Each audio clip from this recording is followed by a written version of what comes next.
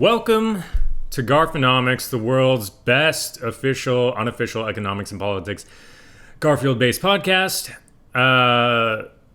Probably should have introduced the show earlier. Probably. You can just put this at the beginning. Cut back to what we were talking about.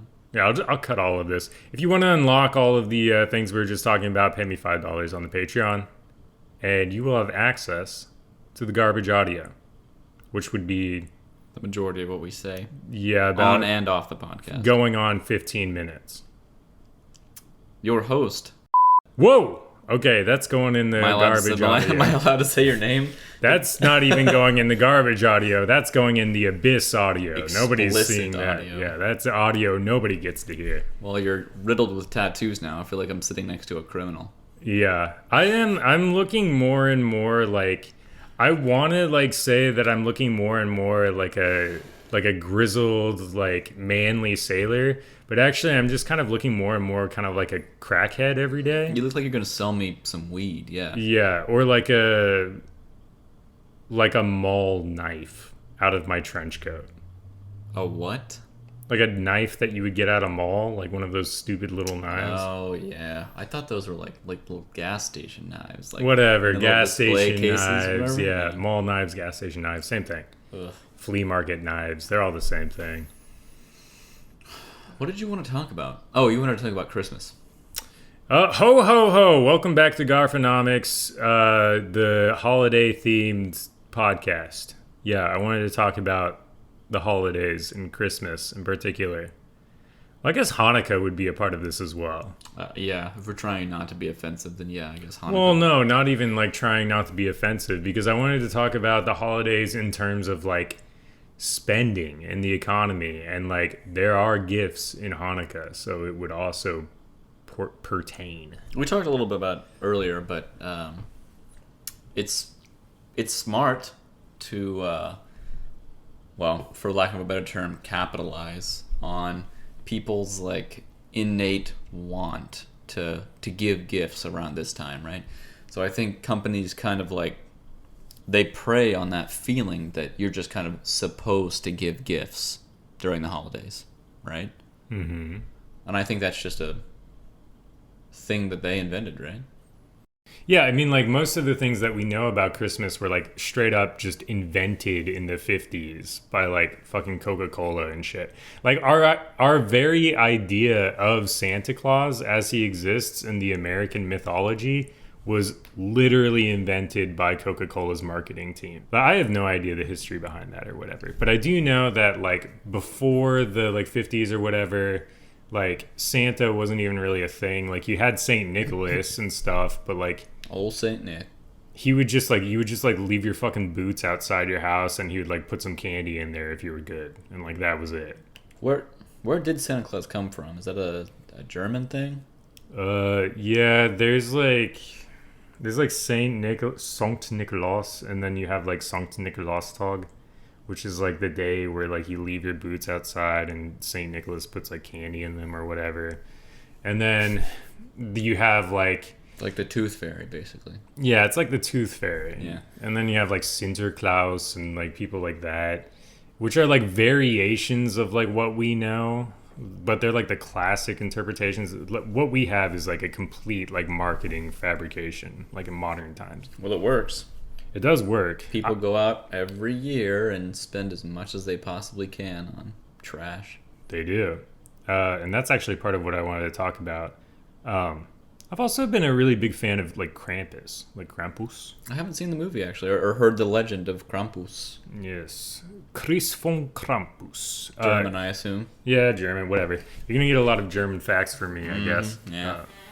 Whatever, I speak German. It's not a big deal. Food over there in Germany. Do they what? Do they boil their food over there in Germany? I don't know. I'll ask my Oma. No, but so Krampus is like fucking dope because he's like the anti-Santa Claus. He's like the naughty list Santa Claus, right? Yeah, he's like, I don't know why we don't have a Krampus in America, because like Krampus is fucking badass.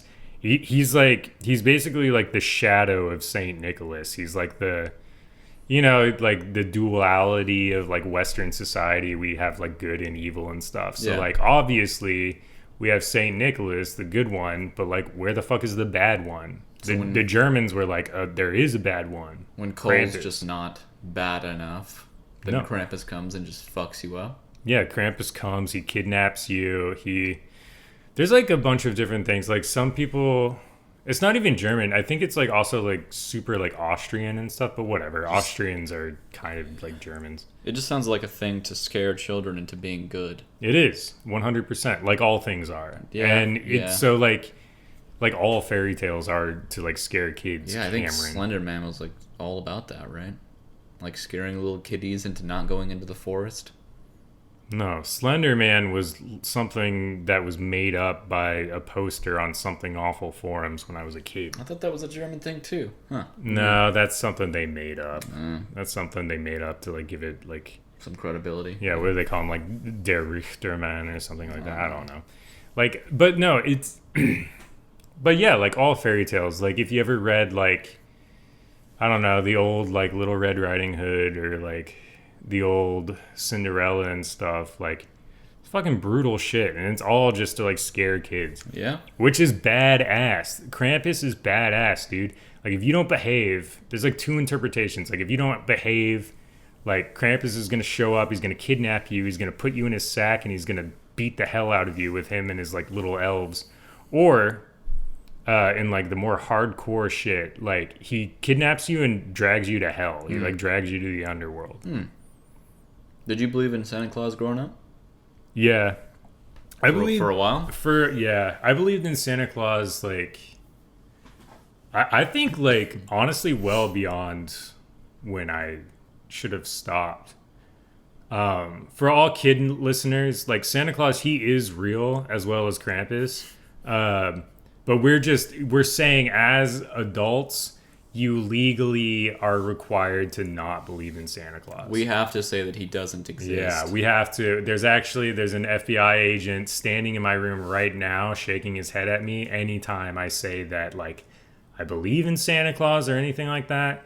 So just know Santa Claus is real. We have to say that he isn't. Anyways. We have a formal agreement with the U.S. government for this podcast because we wanted to talk about Santa Claus this time. Right.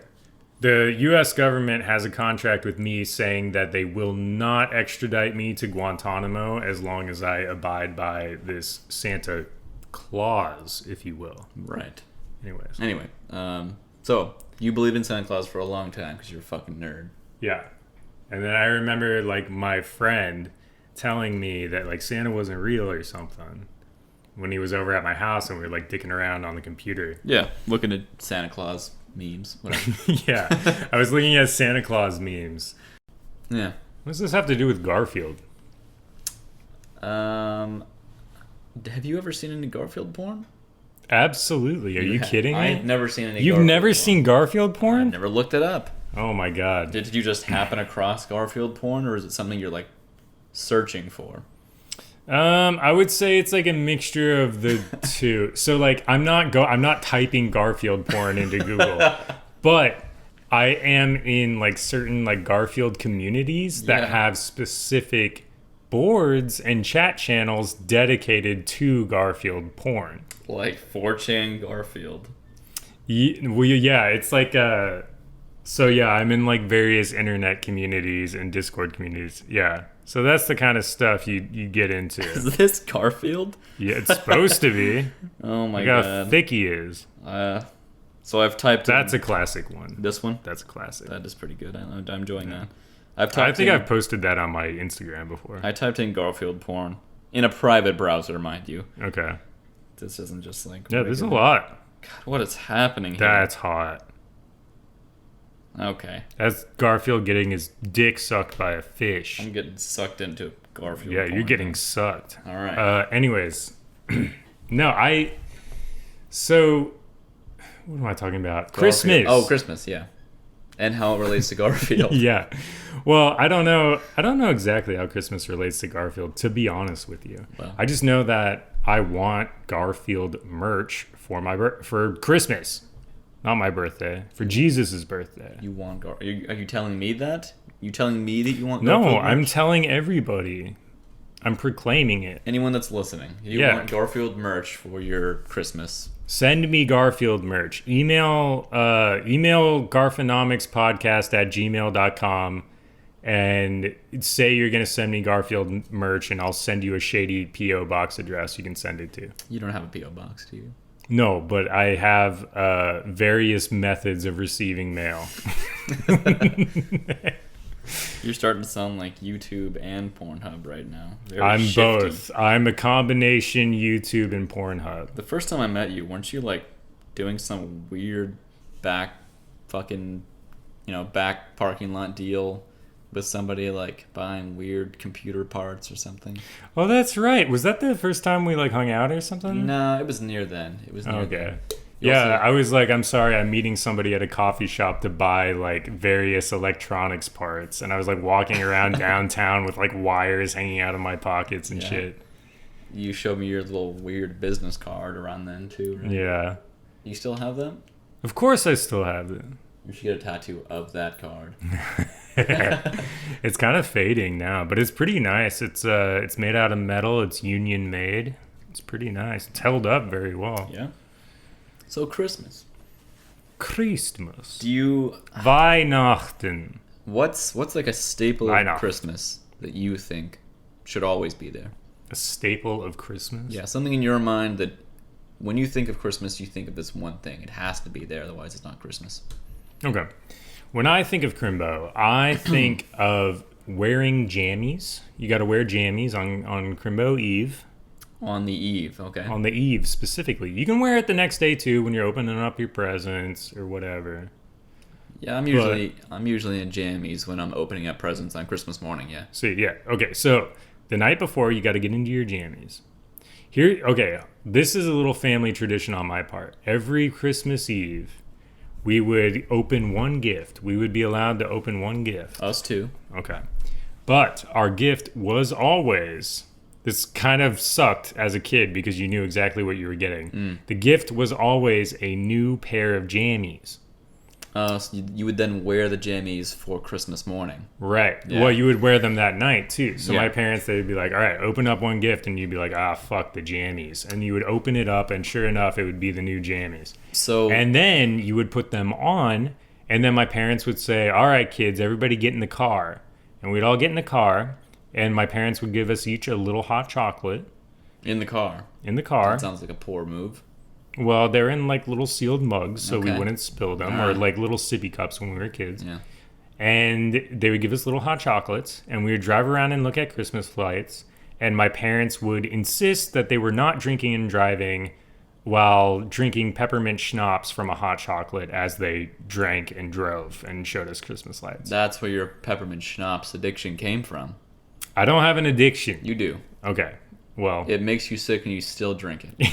yeah. That sounds it like makes an me addiction feel to like me. I have to throw up, but I keep like drinking it.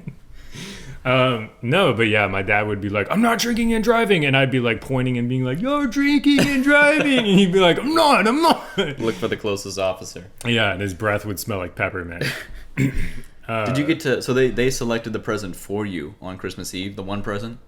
Yeah, so they'd be like, open up this. And you'd be like, what could it be? And you'd open it up and it'd be jammies every year.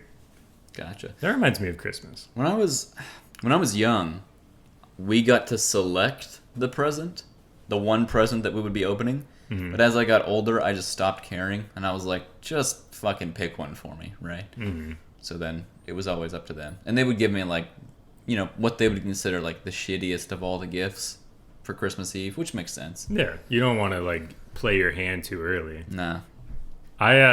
Anyways, back to economics. Or Christmas. Or Christmas. Well, okay, so I was talking to you earlier about this. Christmas. So every year, nobody buys me Garfield merch, and it makes me super sad. But also every year, You do mention that every year. there is like an insane like influx into the retail industry, like from the holiday season, like alone. Yeah. Which is just crazy. I was reading this study from 2013, or actually, I don't know when the study was from, but it was saying that in 2013, the holiday season in 2013 alone, the retail industry made $3 trillion US. And you said that was like bad for the economy, right? Even though it seems like it's like a sudden surge in money. Well, I don't know, to be honest with you. I don't have a firm opinion one way or the other, but a lot of people seem to think it's good because, like, oh yeah, $3 trillion into the economy, blah blah blah. But I was reading arguments from people who don't think that's a good thing, from economists who don't think that's good. And they were saying, like, well, and this makes sense. It's not like $3 trillion is coming out of nowhere. Yeah. It's coming from people. And a lot of studies say somewhere between like 20 to 30% of Americans go into fucking debt to buy the gifts. So it's mostly credit card companies that are benefiting, right? Well, I don't really know in that situation. It seems like they might. I mean, think about it, right? So there's like what, 3 big credit card companies, something like that, like Visa, MasterCard, and Discover, which I think is fucking owned by one of those 2 that I just mentioned. Yeah, but okay, but that would be assuming that all of this debt is credit card debt, though, which we don't know. It mostly is. I can just tell you for a fact right now that most of it is credit card debt. All right. Well, welcome back to the podcast with the gaming economics expert, the co-economics expert. I don't know what kind of debt it is, but it is debt. And there's somebody in particular, I can't remember what his name is, but he's a Canadian economist, I think. And that might not be true. Don't quote me. And he was saying... Just bleep that. No, I'll bleep that. But he wrote this book called Scroogenomics, I think. And it was like a very kind of pessimistic view on the spending that happens around the holiday season. And he was making a lot of arguments. He had this term he coined called, I'm going to make myself look like an idiot. I think it's called deadweight spending. But it to summarize it in a dumb idiot way, that's probably not true, and he'll sue me for saying this, is that it's basically like the spending. First of all, it puts people in debt. Second of all, a lot of the spending stresses out production and actually causes inefficient production. Third of all, a significant percentage of the gifts are unwanted by the recipient, and I think something crazy like 15% of gifts like straight up get thrown in the trash, and then like another 15% or something crazy like that, or 20% or something like that, get fucking returned. So if and then like, and all of the value of those objects, let's say you bought some fucking thing, say you bought me a Sonic the Hedgehog plushie for $50. And not a Garfield plushie, God forbid. Yeah. So say you bought me a Sonic the Hedgehog plushie for Christmas. Mm-hmm. You gave it to me. You spent $50 on it. Yeah. I receive it. Mm-hmm. I'm like, what the fuck is this? This is not Garfield. I don't want this fucking trash. You'd be right. And I scream at you, and I throw the Sonic the Hedgehog plushie in the fucking garbage. In the garbage, right. Well, that $50 that you spent, you gave it to me, and the value was zero. The value was zero to me, and then also economically zero. I just threw $50 into the fucking trash. So it fills the landfill. And on top of that, yeah, I'm creating more costs in terms of like climate costs and down the road costs by throwing it away. And so he was arguing that in the long run, like, yeah, sure, temporarily the retail industry gets an influx of like $3 trillion. But in the long run, over the course of the next year, the economy actually suffers as a result from this.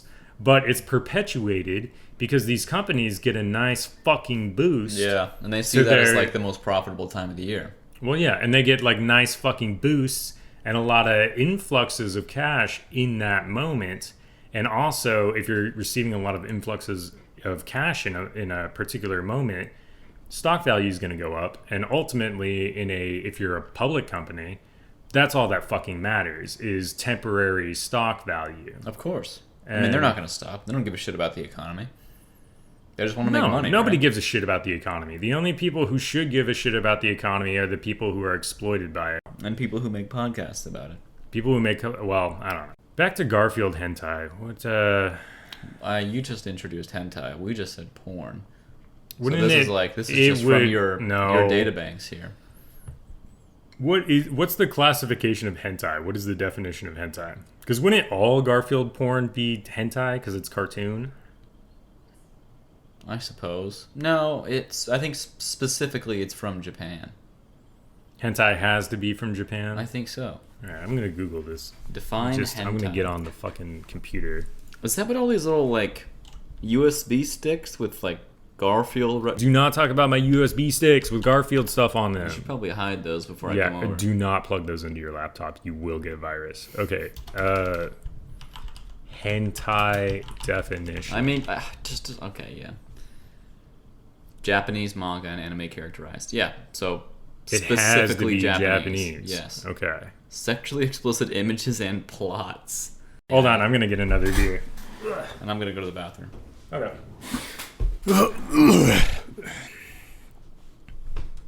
Welcome back to Garfonomics, the world's best official, unofficial, Garfield-based economics and politics podcast. Now that I have gotten rid of that derelict gaming sex pervert, we can talk about the real stuff.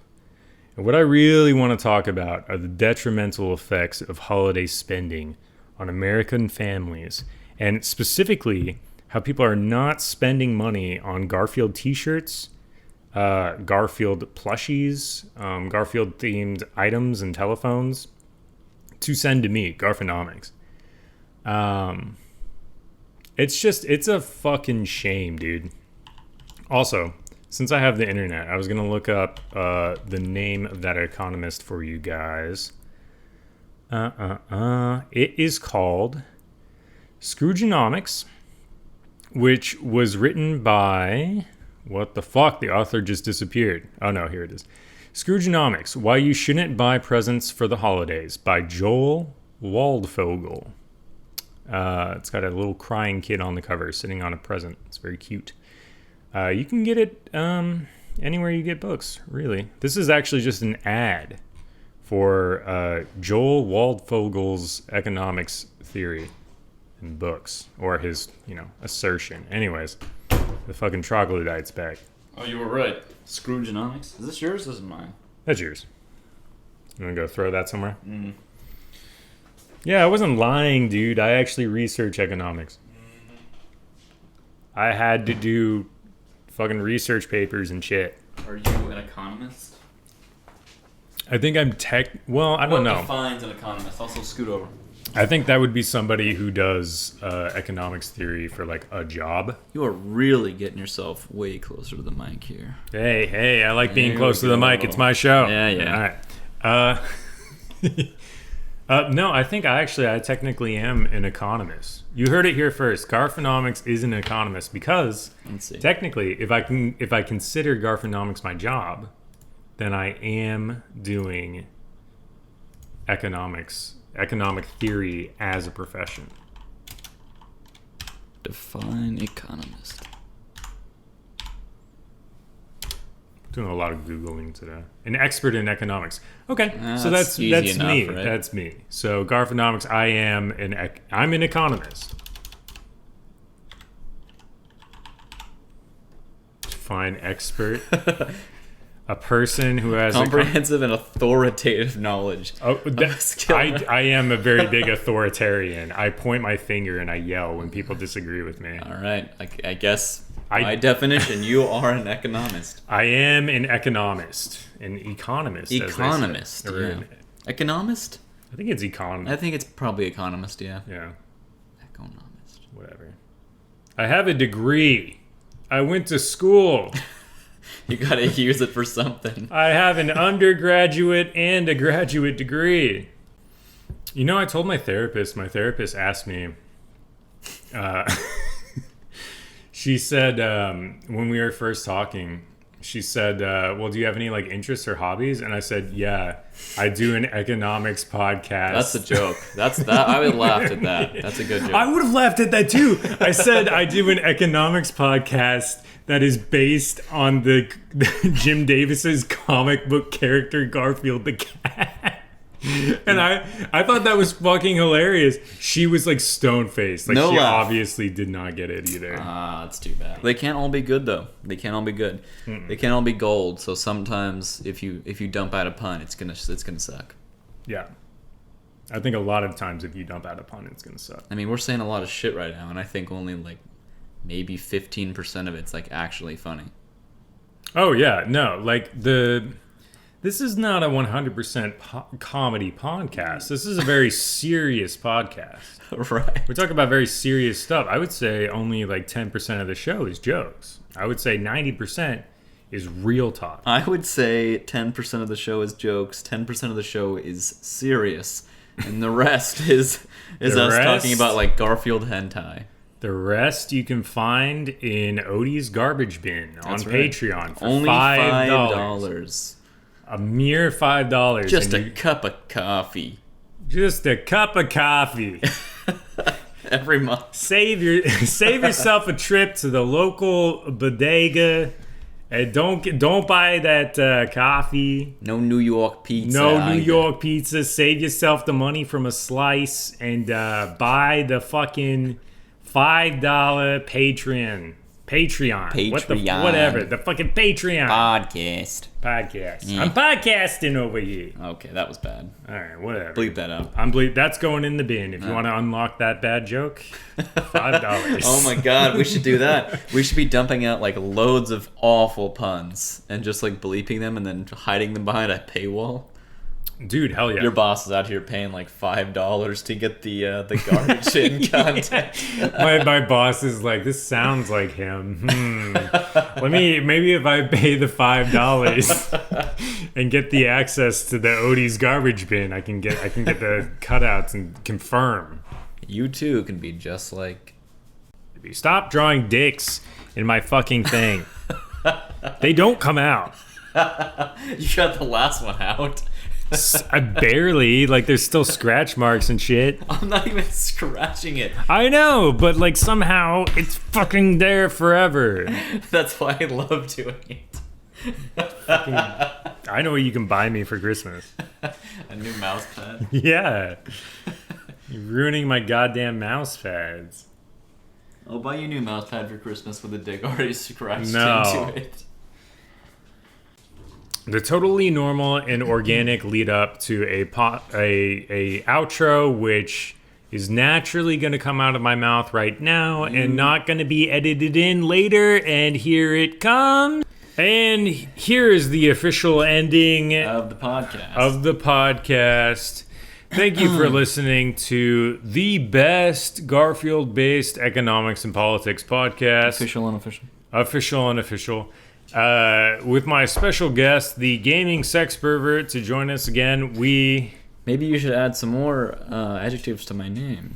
What kind of adjective? Well, okay. So we were just bowling, and we discovered that you claimed, he was like, oh, I don't know how to bowl. And we went bowling. He was like, I've never done this before. And he started hitting all of these fucking strikes. Maybe we should introduce you as the bowling expert. I'm the bowling expert. You're the bowling gaming sex pervert expert. Tracksuit wearing. Yes, I have to get you a tracksuit because I'm going to train you. I'm going to make you the best bowler this side of the Mississippi River. This was supposed to be an outro, right? This is an outro. Yes. Thank you for listening. We've come back.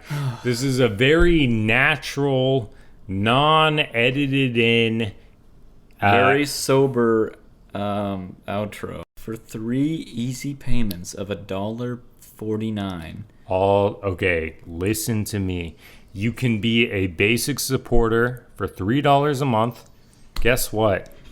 $3. What is that? Like a fucking coffee? A fucking coffee at the coffee shop. But also, if you want the outtakes, if you want the cut material, if you want all of the good juicy stuff that I deliberately cut from the episodes, you can pay $5 a month. That's very capitalistic. It is very capitalistic. We live in a capitalist system. We live in a society. We live in a society, so I am forced by the very nature of the system to impose these.